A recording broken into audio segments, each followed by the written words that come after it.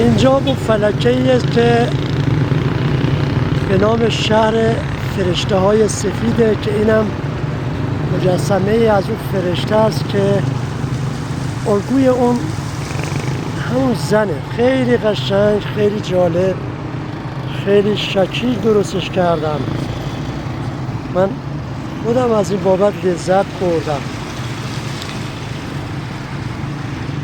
چقدر زیبا درست کردن به صورت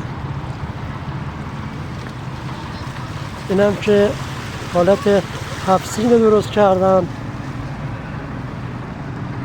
1404 خیلی قشنگ، زیبا، عالی. امیدوارم خوشتون بیاد. البته الان من میرم کنار رودخونه‌ام داره که این خونه‌ای که از زاینده‌رود مشرف شده